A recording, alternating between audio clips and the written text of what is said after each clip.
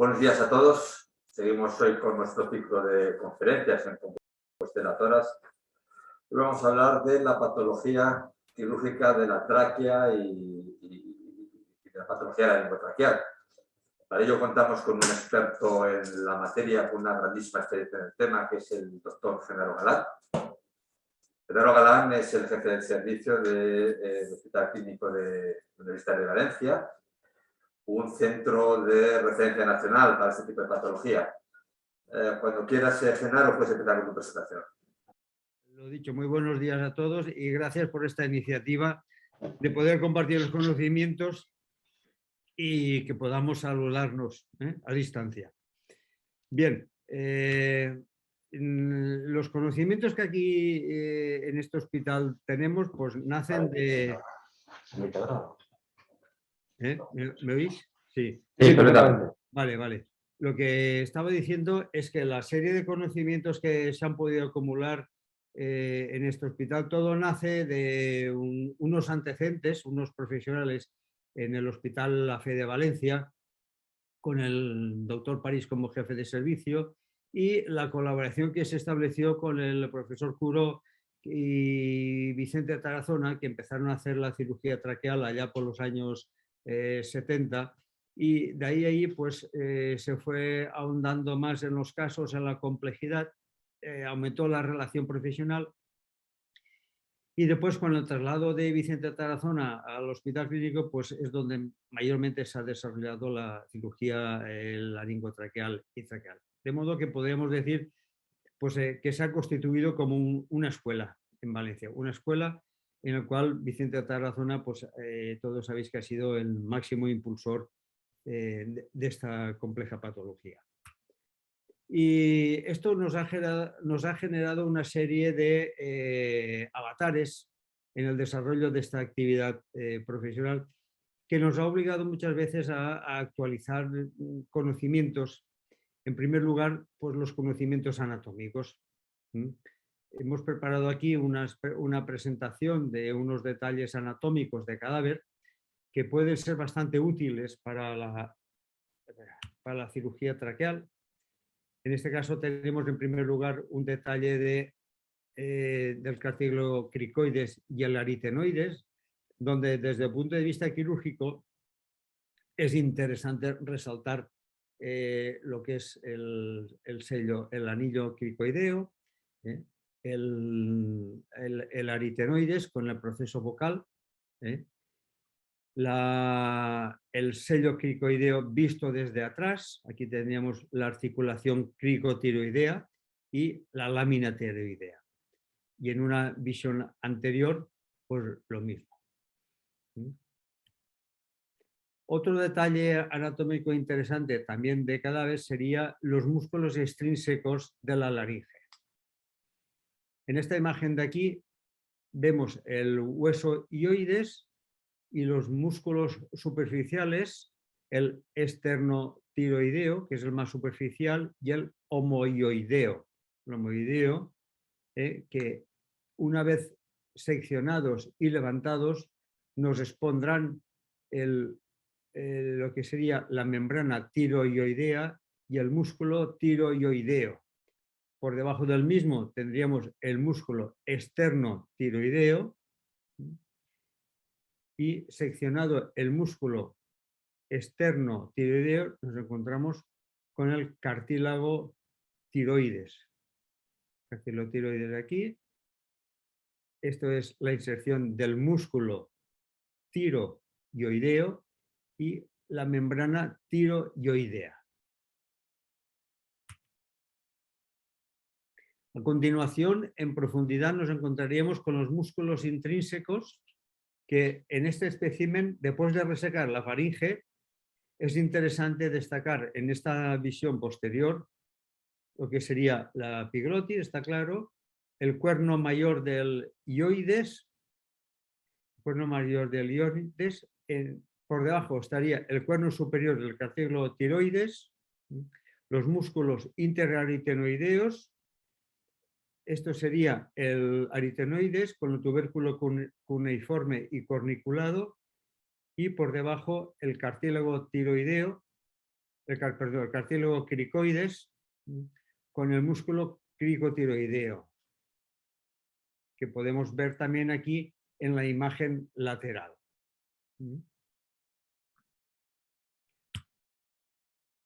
Es interesante también esta imagen, que nos ayudará a comprender cuando se hace la resección de Courot, la resección completa del cricoides, donde tenemos la mucosa subglótica totalmente despegada del sello cricoideo, y el sello cricoideo ahí desnudo, y ahí con la resección del sello y preservando el pericondrio posterior, el pericondrio externo. En la visión lateral tendríamos aquí el nervio vago, el nervio recurrente, rama del vago, el pericondrio externo, aquí correspondería a estar el cartílago cricoides, que ha sido extirpado, y en la parte más interna la mucosa subglótica junto con el pericondrio interno. Bien, pues estos detalles anatómicos son fundamentales para comprender después las distintas técnicas quirúrgicas.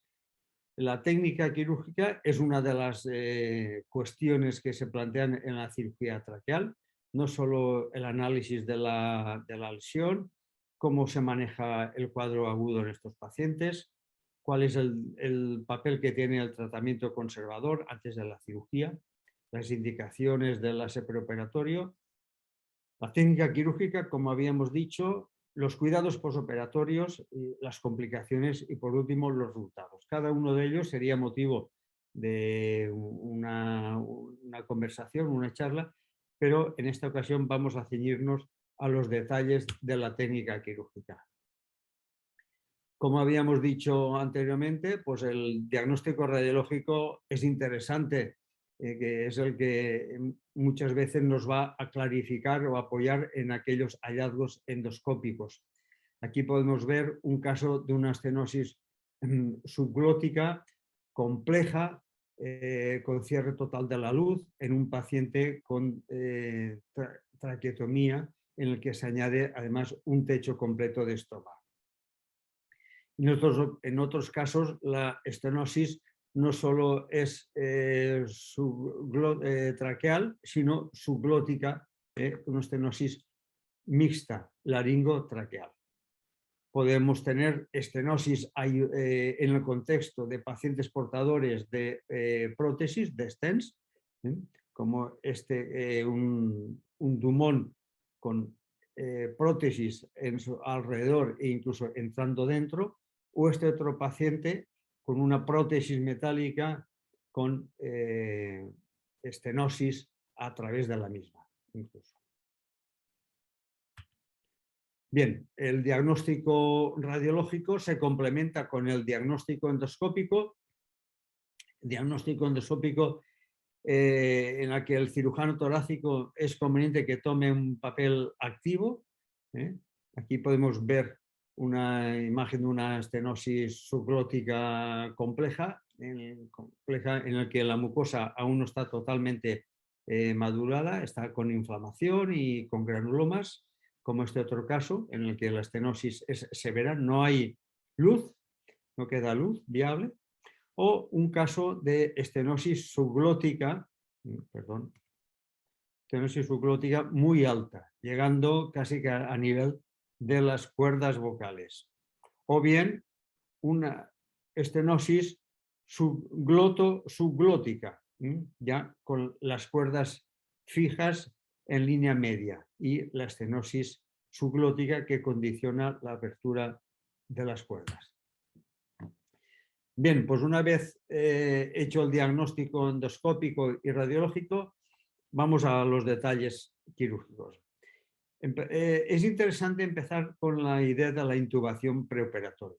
La intubación preoperatoria, sabéis que aparte de los casos que se están haciendo sin intubación, con el paciente con sedación y con epidural cervical, La mayoría de los casos se pueden manejar con una mascarilla laríngea en la fase antes de abrir la tráquea, me refiero en la primera fase de la cirugía, con mascarilla laríngea, o si el paciente lleva traqueotomía, intubando a través de la traqueotomía con un tubo externo. Es muy útil también la utilización del tubo nasotraqueal. El tubo nasotraqueal con el extremo del tubo dejado por encima de la estenosis, o raro es que se pueda sobrepasar la estenosis. En la mayoría de los casos, la intubación se realiza inicialmente con mascarilla laríngea o con tubo nasotraqueal.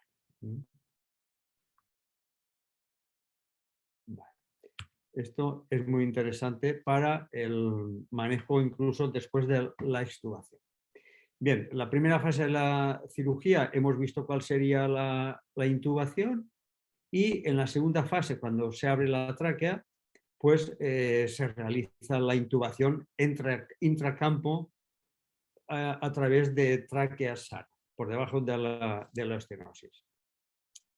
Puede realizarse la intubación en este momento, la ventilación, con el jet ventilation de alta frecuencia. Es un recurso muy útil, pero tiene a veces efectos secundarios, como que la alta frecuencia pueda lesionar la mucosa, porque es aire seco, puede producir un barotrauma, y de hecho nosotros lo utilizamos muy raras veces. La mayoría de los casos se manejan con intubación intracampo, distal a la estenosis. Posteriormente, en el momento de la extubación, también hay que tener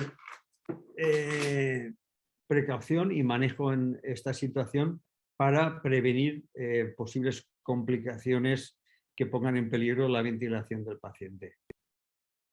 En muchos casos, aquellos que es una resección anastomosis que no compromete las cuerdas vocales o la estructura cartilaginosa, puede hacerse una extubación directa, o cuando se ha dejado un tubo de Montgomery, la extubación, no hay extubación, el tubo se queda in situ y se procede a la ventilación a través del tubo de Montgomery.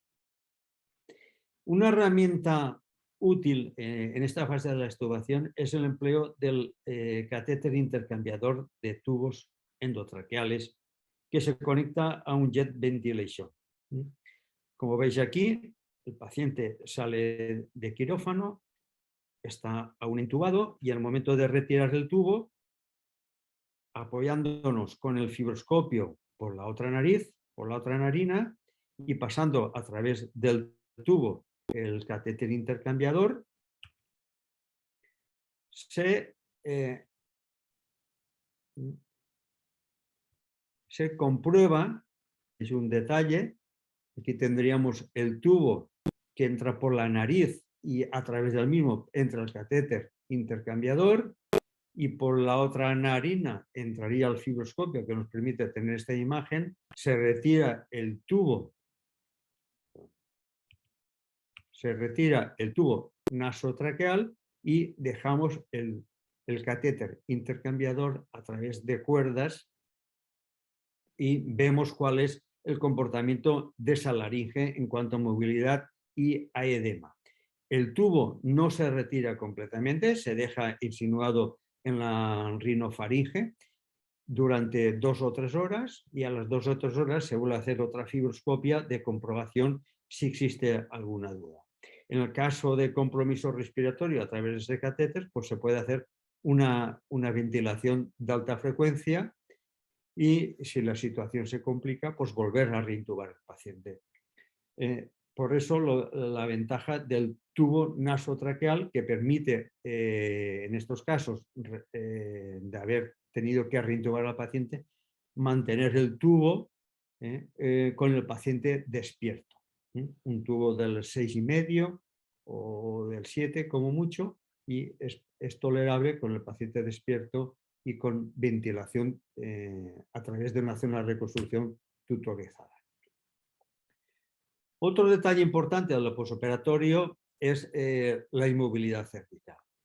La inmovilidad cervical suele ser durante un periodo de 7-15 días, según la complejidad de la reconstrucción, y que obliga a mantener una flexión del cuello de unos 15-30 grados y estar en cama en horizontal los primeros 7-15 días, como decía antes.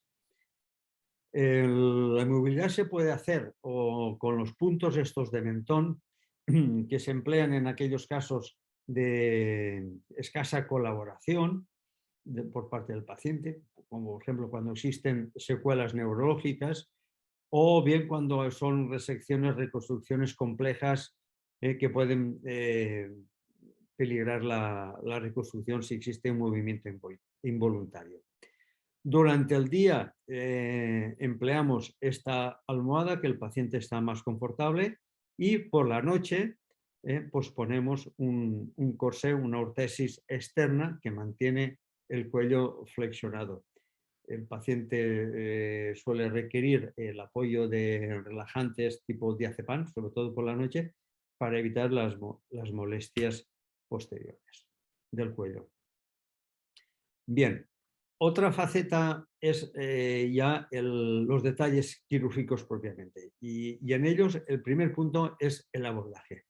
La mayoría de las cirugías se realizan a través de una cervicotomía en collar baja en la que después de fijar los bordes de piel al campo, pues es conveniente hacer una disección por debajo del platisma, levantar un flap del platisma bien alto hasta llegar a la membrana, lo que sería la membrana tiroidea, por si hubiera que hacer un descenso laríngeo.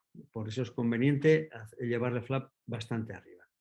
En aquellos casos de lesiones subglototraqueales o lesiones traqueales puras, no es el caso de esta charla, pero bueno, viene al caso comentarlo, está el abordaje de cérvico-esternotomía parcial, cérvico-manubriectomía, como vemos en este caso, que después de haber hecho un split del manubrio hasta el tercer espacio intercostal, pues aquí veríamos la vena innominada, la arteria innominada y en su profundidad la tráquea referenciada por arriba y por debajo. Mención especial merece aquí veis el tiroides, los cuernos del tiroides liberados y referenciados que nos van a servir para reforzar y proteger la línea de sutura, independizarla del contacto con la arteria innominada. Bien, en cuanto el siguiente paso sería ya la resección de la estenosis, en el que empezaríamos con una disección de la zona estenótica con armónico en proximidad a la misma, lo que sería la zona patológica, seguido de 2 anillos más de disección de zona sana, intentando preservar los ángulos laterales, que es por donde entra la vascularización. Decir también que anteriormente a ello habría que hacer una disección de la cara, estaría aquí, de la cara anterior de la tráquea en la zona sana para favorecer el ascenso de la tráquea inferior para la posterior anastomosis. Una vez hecha la disección, correspondería en muchos casos, pero no es obligatorio, referenciar la tráquea por zona sana, no por la zona patológica, la zona estenosis, que la fibrosis alrededor de la estenosis puede condicionar esta referencia. Como he dicho, no es obligatorio referenciarlo, pero es una herramienta útil. Bien, a continuación de esto procederíamos a abrir la estenosis. Aquí veis un detalle, se ha incidido la estenosis, aquí tenemos la estenosis seccionada y abierta en forma de T invertida, ya con intubación distal, y en este detalle podemos ver cómo se está haciendo la resección con gubia del anillo y parte del sello cricoideo. Los arbotantes laterales del sello cricoideo se rebanan, se refrescan con gubia. Y vistos estos detalles que son genéricos para todas las técnicas, de cirugía, vamos a comentar algunos aspectos de lo que sería resección traqueal pura. Esta resección, como sabemos, se realiza mayoritariamente con material reabsorbible de 3-4 ceros, con el nudo en la parte exterior. Es interesante, es necesario que los bordes de resección estén sanos, no tengan zona estenótica y estén bien vitalizados para favorecer la cicatrización perfecta y evitar posibles recidivas. La anastomosis se suele realizar con puntos sueltos, si bien la cara posterior puede realizarse también con una sutura continua de 4 ceros y la parte cartilaginosa anterior con puntos sueltos de 3 ceros, como veis en este detalle. Es interesante apoyar la anastomosis de la cara anterior con unos puntos de descarga, como podéis ver aquí en este detalle. Puntos de descarga que pueden ser de 2 o 3 ceros, que van más a distancia, van más lejos de lo que ha sido la zona previa de anastomosis. Estos puntos, su función es descargar la tensión que puedan soportar los puntos de aproximación directa. Bien, el siguiente paso sería, en orden de complejidad, la intervención de Pearson, la operación de Pearson, que se refiere a la resección del primer anillo traqueal y resección parcial del cricoides. Parcial del cricoides, que incluiría el anillo cricoideo y una resección del sello de forma oblicua, como veis aquí, y que se reanastomosaría pues, de la forma que hemos visto antes. Aquí lo pone con puntos sueltos en la cara posterior y puntos sueltos en la cara anterior. La anastomosis sería, en la cara anterior sería casi tirotraqueal y en la cara posterior sería cricotraqueal. Esto sería la intervención de Pearson. Vamos subiendo escalones y nos encontramos con la técnica de Grillo. Esta técnica está indicada en aquellos casos de estenosis que afecta la mucosa que recubre el sello cricoideo. Aquí podemos ver una imagen de una técnica de Grillo en la que vemos el anillo cricoideo y la mucosa que recubriría el sello despegada, es decir, la mucosa patológica, la mucosa con estenosis, despegada, abierta longitudinalmente y aquí ya resecada y con la exposición del sello cricoideo. Esta técnica obliga a hacer una resección del anillo y de la mucosa que recubre al sello, y el cual va a ser recubierto posteriormente con un colgajo de pars membranosa de la tráquea inferior. Sabéis que obliga a hacer una resección añadida de 2 anillos más de tráquea sana para confeccionar un colgajo, un flap de pars membranosa que nos va a recubrir el sello cricoideo y se va a anastomosar a la mucosa subglótica a unos milímetros a la distancia de lo que son las cuerdas vocales. Este flap de pars membranosa se anastomosa perfectamente con una sutura continua de 4 ceros en la cara posterior con sutura continua. Sería una anastomosis de flap a mucosa subglótica. Y la cara anterior se anastomosa con puntos sueltos, siendo una anastomosis tirotraqueal. En este caso, en esta intervención de Grillo, veis que se ha dejado un tubo tutor de Montgomery. Es una imagen de los primeros tiempos en que hacíamos el grillo. Ya últimamente las técnicas de grillo, pues muchas ya no llevan tubo de Montgomery. Bien.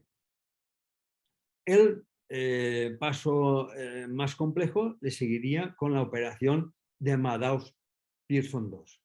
Esta técnica se indicaría en aquellos casos en los que la estenosis no es subglótica, sino gloto-subglótica, afectando casi al borde mismo inferior de las cuerdas, pero con cuerdas móviles, pero afectando el borde inferior de las cuerdas, y con un sello cricoideo íntegro.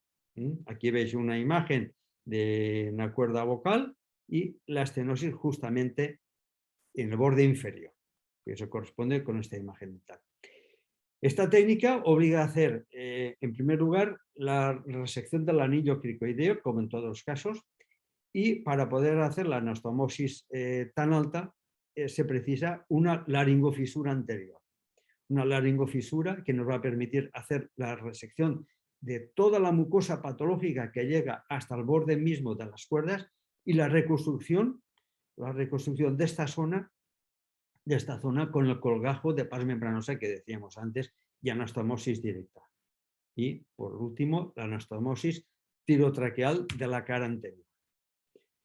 Aquí podemos ver en este esquema montado con imágenes del campo lo que decíamos. La laringofisura, la laringe abierta, las cuerdas vocales, la membrana, el vestíbulo laríngeo y la anastomosis del colgajo de la pars membranosa al borde inferior mismo de las cuerdas. Veis aquí el detalle. Esto es la laringofisura con el cartílago tiroides seccionado en línea media y con puntos de tracción a ambos lados, puntos que entran por el ventrículo laríngeo y que separan la laringe para permitir hacer la anastomosis a este nivel.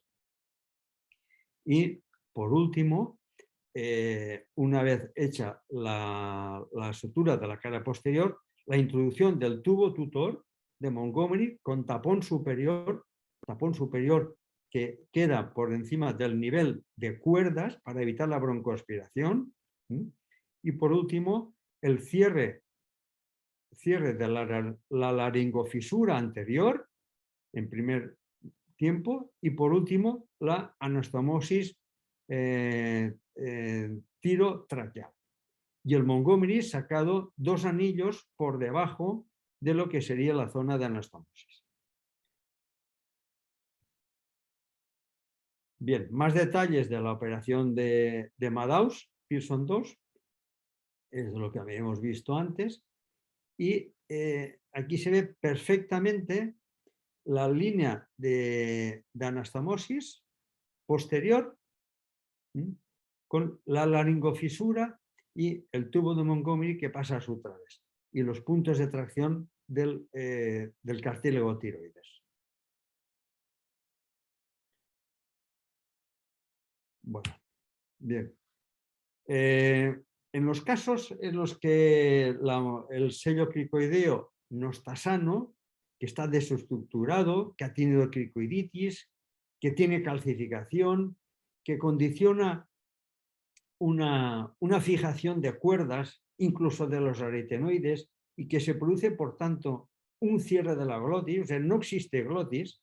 En esos casos está indicada lo que se denomina la operación de Gouraud. Es una operación que se compone de varios pasos quirúrgicos y que permite hacer un remodelamiento, recalibración de la glotis y subglotis con resección de la zona estenótica. Aquí veis un caso en el que la estenosis es de toda la laringe, con desestructuración del cricoides, con cierre completo de la glotis, aritenoides que han basculado, se han luxado y ocupan la laringe, o con una estenosis fija, incluso de las cuerdas vocales y de la epiglotis. En este detalle vamos a ver en lo que consisten las distintas técnicas que componen la operación de Courot, que se reflejan en una laringofisura, hay que hacer una laringofisura anterior, una resección del anillo cricoideo, resección de la mucosa del sello que recubre al sello, una mucosa patológica. Puede requerirse una laringofisura posterior y sección vertical de los interaritenoidea, lo que sería los inicios de hacer una laringoplastia que se puede continuar hacia el sello cricoideo, bien haciendo una cricotomía, un split del cricoides, o bien, si es un cricoides patológico, una resección de todo el cricoides y con un injerto libre o un injerto pediculado para sustituir el cricoides. Y por último, la reconstrucción con un colgajo de pars membranosa, como habíamos visto antes, y anastomosis tirotraqueal en la cara anterior bajo tubo tutor de Montgomery. Tenemos aquí un ejemplo de una resección total de cricoides en el contexto de la operación de Courot, donde vemos un cricoides, después de haber hecho la laringofisura y haber resecado la mucosa subglótica, un cricoides patológico con cricoiditis, con fibrosis y que obliga a la resección del mismo. Este hecho condiciona pues, que los aritenoides se van a luxar, no hay arbotante que lo sujete y por tanto va a haber una estenosis laríngea por aproximación de cuerdas.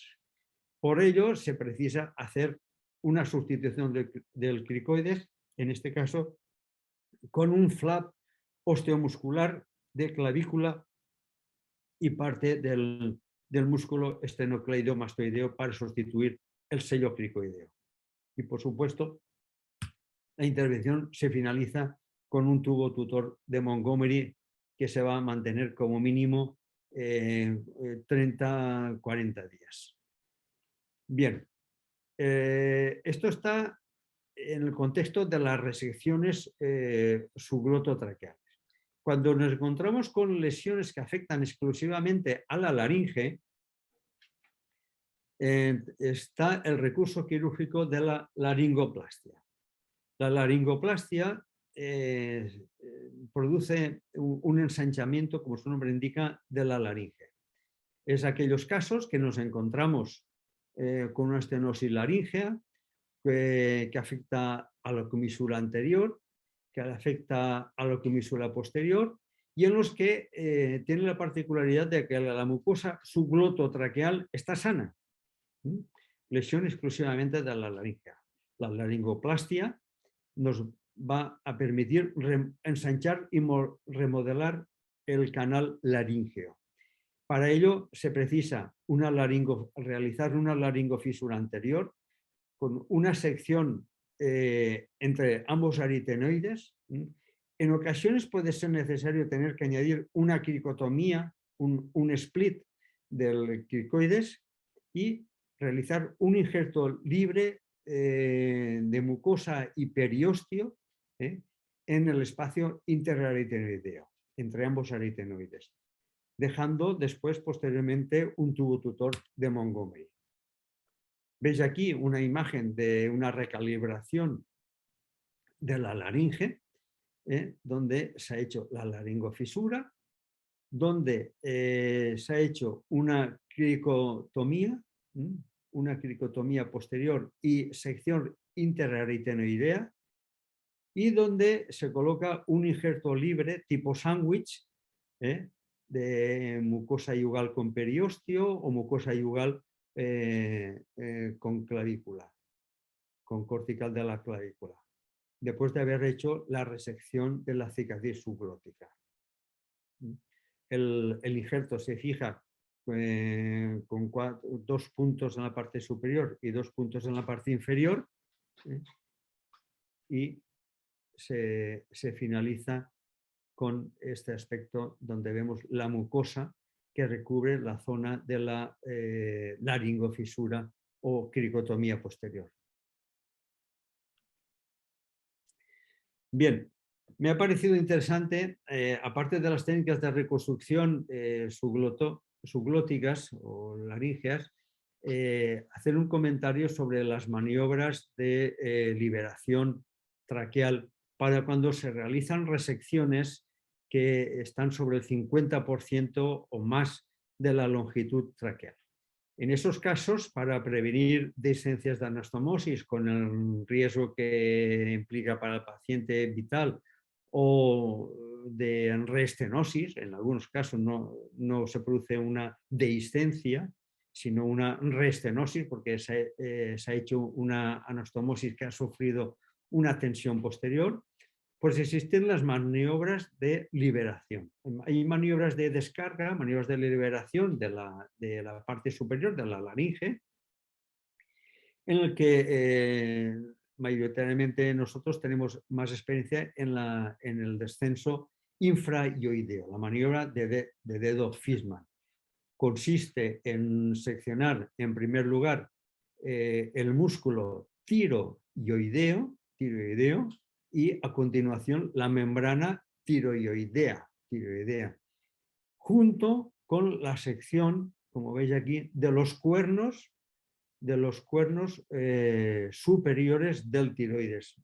La única particularidad, y no importante, es que hay que tener precaución de no lesionar el pedículo de los vasos y nervios del laringeo superior que entra por este ángulo y que ello podría acarrear un trastorno de la deglución que cabe decir que la mayoría de las veces es transitorio y que se recuperan con reeducación.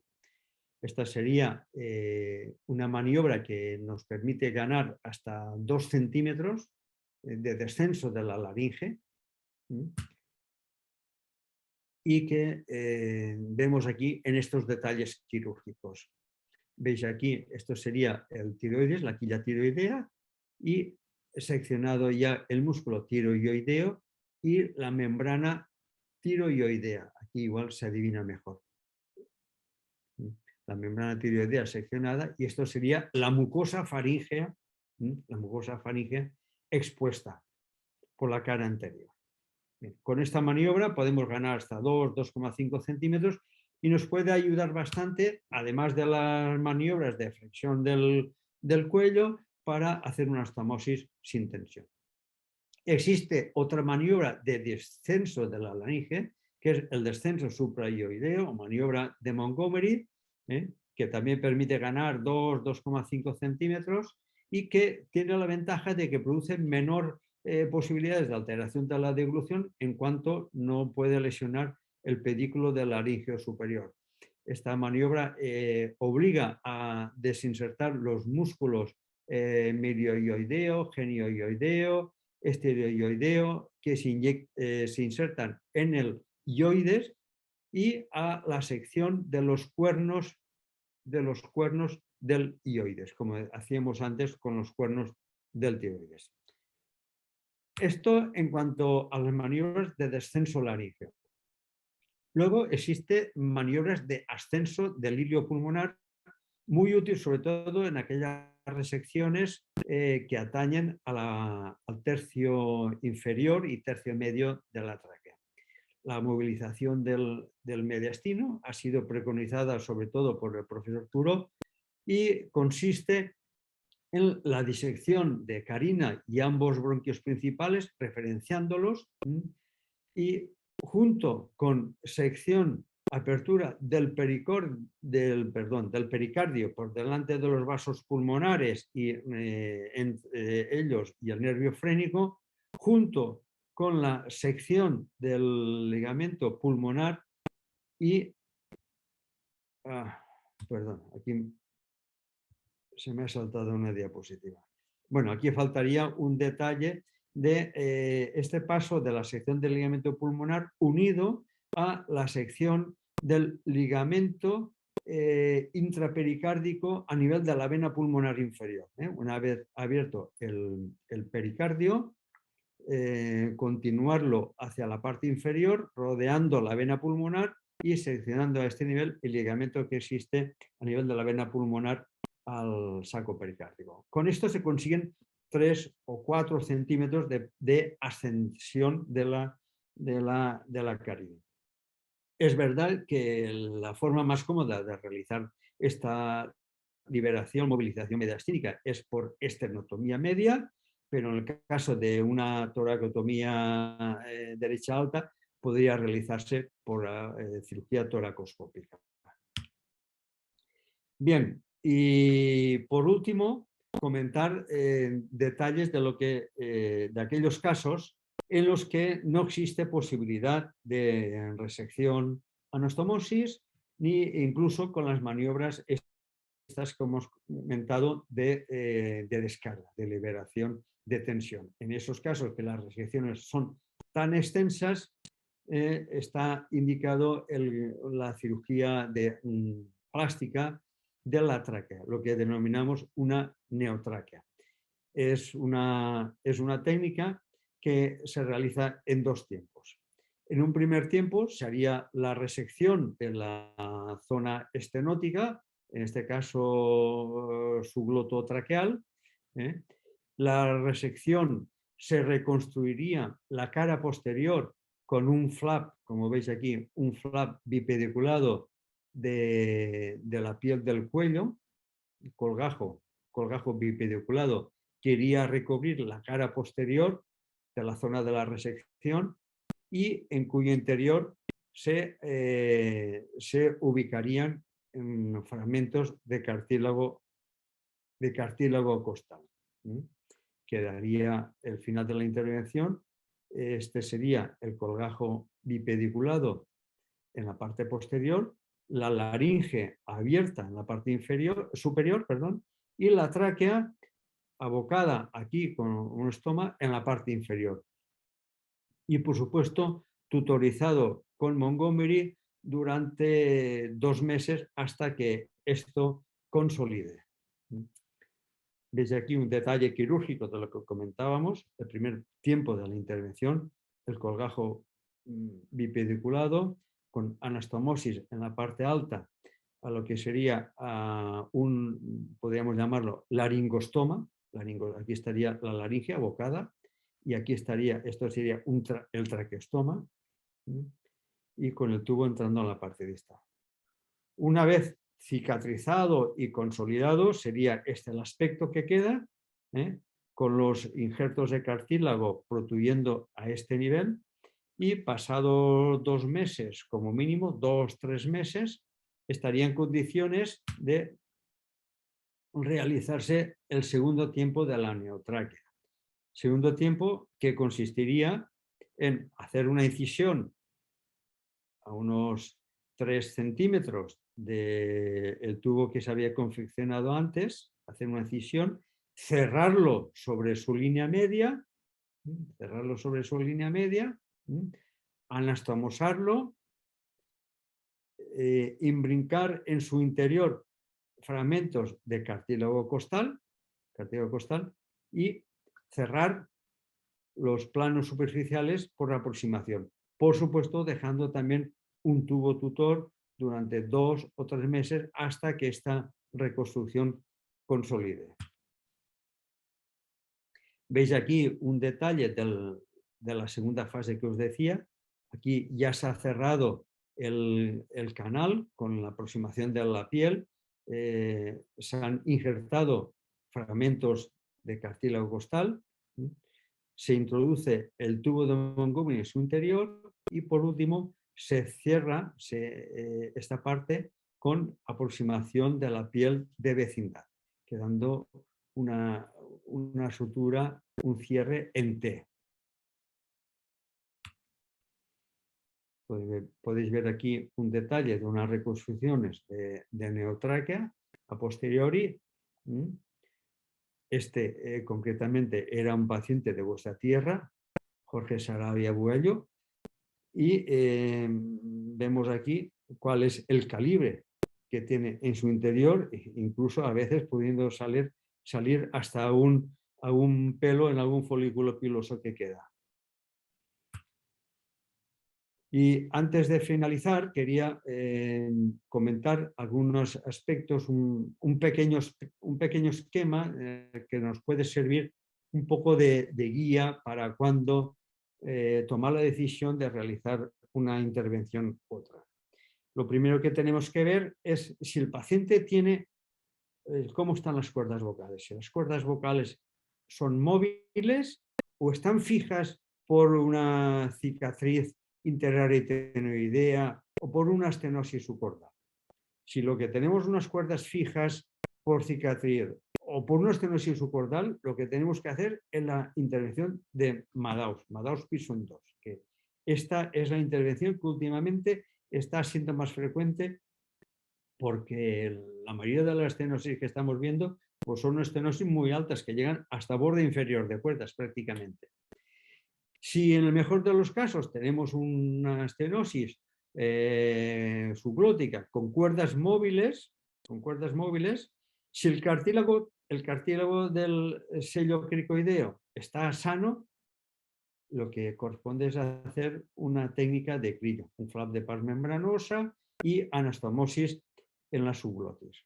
Si el cartílago está afecto, primer anillo traqueal, el borde inferior del cartílago cricoides está afecto, lo que hacemos es una técnica de Pearson. Y en aquellos casos en los que no existe, que no existe estenosis subglótica, sino que existe una estenosis exclusiva de la laringe, lo que corresponde es la laringoplastia que hemos visto con tubo de Montgomery. Y son muy pocos los pacientes que van a precisar la intervención de Courot. Decíamos que la intervención de Courot era para aquellos casos que existe una estenosis con desestructuración de la arquitectura, o sea que el cricoides está destruido y ello conlleva unas cuerdas vocales fijas. La diferencia entre cuerdas vocales fijas por destrucción del cricoides o las cuerdas vocales fijas por cicatriz interaritenoidea o por estenosis subcordal que fija las cuerdas. Este sería para una técnica de Madaus y este por contra sería para una técnica de Courot con injerto del cricoides y laringofisura y sección interaritenoidea, como hemos dicho. Bueno, y pienso que espero que haya sido clarificador un poco los detalles técnicos de las distintas técnicas de la cirugía traqueal, valga la redundancia, y nada más que agradeceros vuestra oportunidad, aprovechar para saludaros a todos y a todos los escuchantes y cualquier duda que haya, pues estoy dispuesto a intentar solucionarla. Muchas gracias. Muchas gracias, Genaro, por esta magnífica presentación con estos casos tan complejos.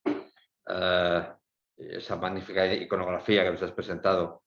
No sé si alguno quiere hacer alguna pregunta, alguna duda. Yo quería hacerte una pregunta, saber tu opinión sobre el papel que puede jugar la dilatación en las estenosis traqueales y laringotraqueales benignas. Hay muchos servicios que la usan con mucha frecuencia, tanto servicios médicos, neumológicos como quirúrgicos, como en cirugía torácica. ¿Cuál es tu opinión sobre el papel de la dilatación en la estenosis benigna traqueal y laringotraqueal? ¿Presenta alguna ventaja? ¿Puede agravar más la estenosis? ¿Cuál es tu opinión al respecto? Bien, gracias, José María. Es una pregunta interesante porque muchos pacientes vienen ya con manejo conservador de la estenosis. Yo ahí distinguiría entre lo que es la dilatación y lo que es la dilatación láser.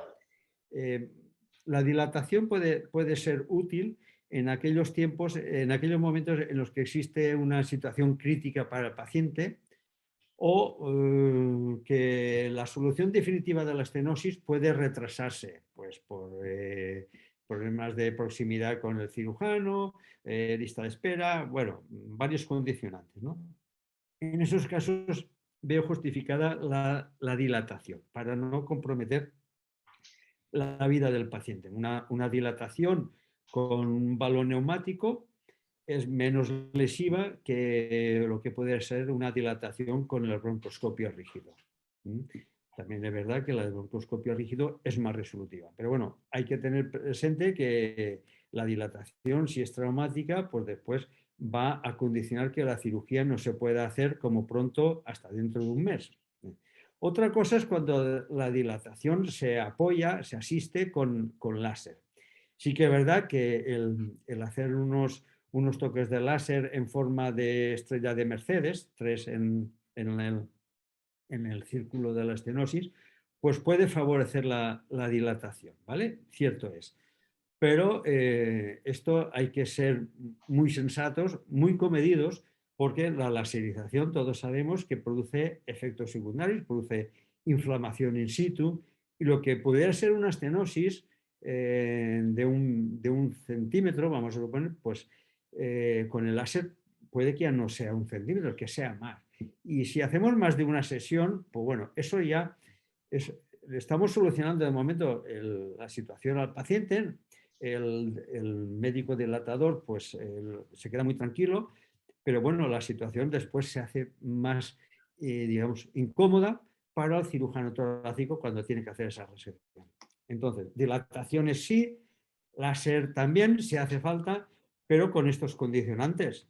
O sea, lo ideal es si la estenosis se puede aguantar con tratamiento conservador de corticoides y oxigenoterapia, intervenirla cuanto antes. Cuanto antes. Entonces, entiendo que no recomiendas la dilatación como tratamiento definitivo en ningún caso. Efectivamente, tú lo has dicho muy bien. Como tratamiento definitivo, yo no la recomiendo. Igual,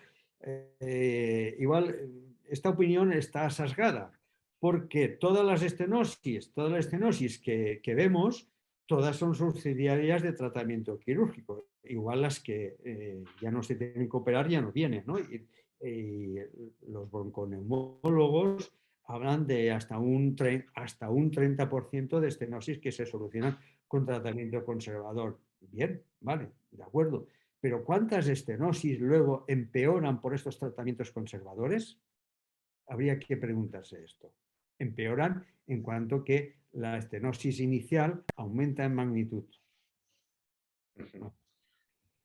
De acuerdo, muchas gracias. ¿Alguna cosa más? Sí, Genaro, aprovechando un poco tu presencia aquí, tu gran experiencia en la cirugía traqueal, me gustaría profundizar un poco más en el manejo de ciertas complicaciones posoperatorias, en concreto en la presencia de discencias de la anastomosis. Bueno, si puedes contarnos acerca de experiencias propias, manejos. Muchas gracias, Andrés. Una pregunta muy interesante y me alegra que me la hagas porque no me la he preparado. Pero bueno, te lo voy a contar de corazón. El manejo de las complicaciones es complicado. Es complicado y lo que hay que tener es, en primer lugar, serenidad. La mayoría de las complicaciones, cuando hablo de complicaciones, me refiero a dehiscencias de anastomosis. Discencias de anastomosis. Ya no hablo de, bueno, vamos a hablar primero de discencias de anastomosis parciales, porque si son discencias de anastomosis totales, lo que hay que hacer es reoperarlo. Si la discencia es parcial, el manejo conservador puede ser un éxito. ¿El manejo conservador cómo? Bueno, pues si se ha abierto la sutura por la cara anterior, que es por donde suele abrirse, que es el punto que soporta más tensión, bueno, ahí lo que funciona es, perdón, en busca del hospital. Perdón. Ahí lo que funciona cuando se abre la sutura ahí es hacer un traqueostoma a través de la dehiscencia. Parece mentira, pero hacer un mini track, también es verdad, un mini track. un mini-track comunicando la piel con esa pequeña distancia y descargar el resto de la sutura. Porque un factor condicionante de la dehiscencia, cuando se ha iniciado, es la presión dentro de la vía aérea. Entonces interesa descargarlo. ¿Cómo? Pues un mini-track a través de ahí y un vendaje compresivo. Si la distancia es mínima, y que solo la hemos visto en el control fibroscópico, pues puede funcionar solo el vendaje compresivo y el reposo cervical. El reposo del cuello siempre. Cuando digo reposo me refiero también a no tragar. Sonda nasogástrica de alimentación o PEG. No tragar, no mover el cuello y hablar lo justo. Y la saliva, no tragarla tampoco, que se la aspire con un Jankauer que se aspire la saliva. Entonces, os decía, la distancia parcial por endoscopia, vista en endoscopia, vendaje compresivo. La distancia parcial en endoscopia y que en el TAC vemos también que tiene burbujas alrededor o un pequeño absceso, puede requerirse hacer, como os decía, un mini TAC a través de ahí y descomprimir, curar todos los días y lo que os he dicho antes. Si la distancia es completa, lo que hay que hacer es reoperar. Reoperar, refrescar bordes y reanastomosar. Hace no mucho tuvimos una paciente de Extremadura que a la semana hizo una dehiscencia completa por una infección local por anaerobios. Bueno, pues tuvimos que un domingo por la noche, a altas horas de la madrugada, reintervenir, hacer otro Madaus sobre una mucosa que ya estaba, pues eso, macerada y tal, y pues bueno, las mismas técnicas sobre Montgomery, pero bueno, con más paciencia y con más esperanzas. Y luego otra cosa, otro aspecto son las complicaciones hemorrágicas, las fístulas traqueoarteriales. No sé si os he puesto al principio, se me habrá pasado, perdón que va a decir, una diapositiva que se le ha robado Vicente. Bueno, muchas de estas diapositivas las presentaba también Vicente, pero bueno, para mí es un honor. Espera, a ver. Ahí está, esta de aquí. Esta no lo he explicado al principio. Esta diapositiva corresponde a la primera estenosis subglótica, Pearson, que operaron en la fe allá por los años 70 y que falleció de una fístula traqueoarterial. Es una imagen que tiene carisma histórica, ¿veis? Por el color, y que se ve la fístula, la comunicación. Vale, entonces, ¿qué hacer cuando sucede esto? Lo primero es que no suceda, es prevenirlo, lo que hemos dicho, la interposición de tejido vivo, sano, pediculado, entre la anastomosis y la arteria innominada. Llámese tiroides, llámese el cuerno tiroideo, llámese grasa, pero hay que interponer algo. Un músculo acintado del cuello, un músculo esternocleido, en esos casos que la sutura contacta hay que interponerlo. Y si sangra, y si en el posoperatorio el paciente tiene un aviso, porque si no avisa, si hace una hemotisis masiva, pasa esto, lamentablemente, pero algún caso puede pasar. Y tengo que decir que algún caso hemos vivido de esto por el decúbito del drenaje de tipo redón. No hago ninguna publicidad negativa, pero lo tengo que decir. En los drenajes rígidos pueden hacer un decúbito y pueden fistulizar la arteria innominada. Los que van muy bien son los drenajes blandos tipo B. Bueno, por lo que os decía, estaba diciendo de la fístula que avisa, la fístula traqueoarterial que avisa. Recuerdo una paciente que había requerido las serizaciones repetidas por granulomas, una paciente operada de un Madaus que tuvo un extubar traumático y hubo que reintubarla y restenosó. Y esos granulomas precisaban las serizaciones repetidas. Pues un buen día avisó con unos esputos hemotoicos. En la fibroscopia de valoración, pues esos esputos se convirtieron en una hemotisis masiva. Una hemotisis masiva que había hecho una fístula, la bajamos al quirófano. En esos casos lo que hay que hacer es intubar. Esta paciente afortunadamente llevaba un traqueostoma, llevaba la cánula. En esos casos es intubar con una cánula con balón, hincharle el balón, entonces la sangre ya no inunda el albor respiratorio y bajarla enferma rápida al quirófano y operarla. Cervicoesternotomía parcial o menos parcial, según se vea, hasta localizar la arteria iluminada. Localizada la arteria iluminada, se independiza de la tráquea, tras previo control proximal de la arteria iluminada y distal, identificada la fístula, se secciona el tronco arterial iluminado.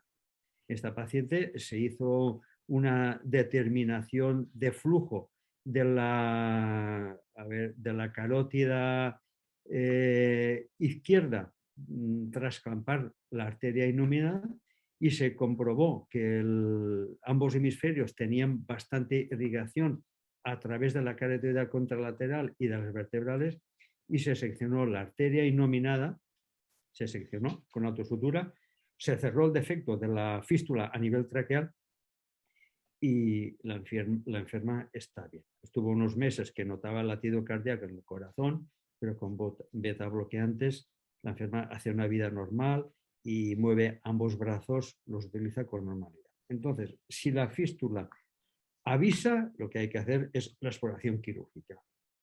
Si no avisa, pues lamentablemente no tenemos otras opciones. Espero haber aclarado un poco la situación de estos pacientes, las complicaciones, porque luego las complicaciones menores de trastornos de la deglución, la mayoría de las veces se reeducan. Los trastornos de la fonación, la mayoría de las veces se recuperan con un buen servicio de foniatría. Estas complicaciones se recuperan. Y yo no sé si estas son las fundamentales que se me ocurren. No sé si he contestado a tu pregunta, Andrés. Sí, perfecto. Muchas gracias, Fernando, por compartir tu experiencia con nosotros. Bueno, pues te reitero mi agradecimiento por haber dedicado parte de tu tiempo a explicarnos tu gran experiencia y damos por acabada la sesión. Muchas gracias, Genaro. Muchas gracias, José María, y muchas gracias a todos. Un fuerte abrazo.